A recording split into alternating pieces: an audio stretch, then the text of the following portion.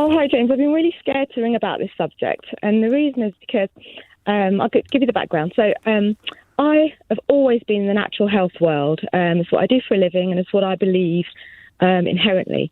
So my default is to do everything naturally. I exercise, eat well, take the relevant supplements, all that kind of thing. So when the vaccine came about... As long as you're not seriously ill. No, well, exactly. Yeah. But the way my needle moved was... I don't think I'm for the vaccine.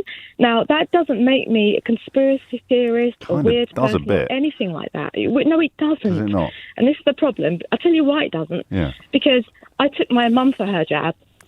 I took, I'm quite happy for that.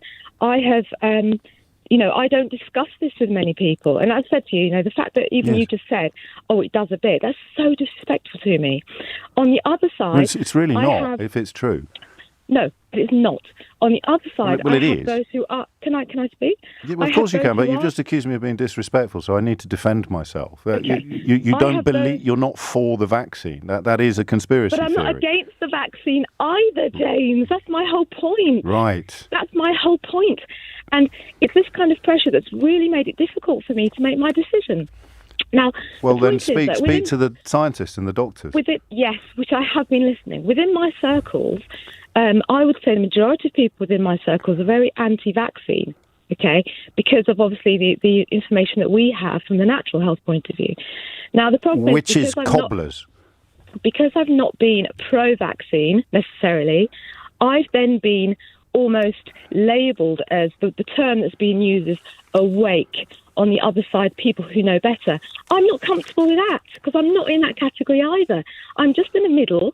I'm just a person who says, I actually don't know. I'm not sure. Well, then speak to people who do know. Well, the problem is... Speak to virologists. Can I... Well, okay, so the position I've come to... But why is that even controversial thing to say? If your car breaks down, do you go to a mechanic or do you go to your friends in your circles? The position I came to yesterday... Please, just tell me that, if you would. Look, can I just say, though, the position I came to yesterday is I am going to have the jab. I am going to have the jab, Good. Well done. Okay. And the reason was because I spoke to somebody... Well, I've listened to lots of people, and this is what I wasn't getting a chance to do because everyone's so angry about this. But no one's angry. They are. Well, maybe your mates are, but I think the question you need to ask them is if their car breaks down, will they talk to each other or will they drive to a mechanic's? If they need to have root canal surgery, will they get their mates round to do it in the kitchen or will they go to the dentist? Very often you get second opinions. You go to a specialist. Off another mechanic. You go to a specialist or a mechanic, you go to another one, they give you two different quotes, two different ideas, two different diagnoses.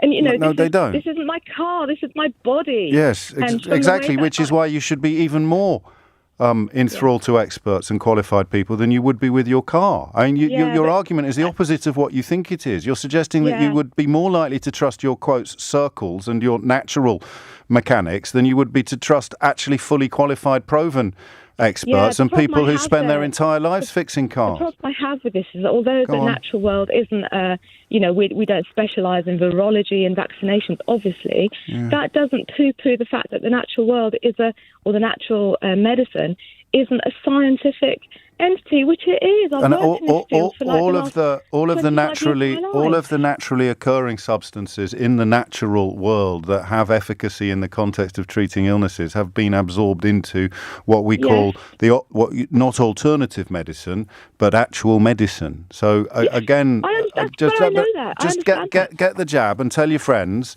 next time their car breaks down to just join a Facebook group and see if that will fix their big end. Yeah? I get that. I mean, last night, can I just say quickly, night I was invited to an awake group for people who are awake to go along to a health rights meeting, which is about obviously not having your jab.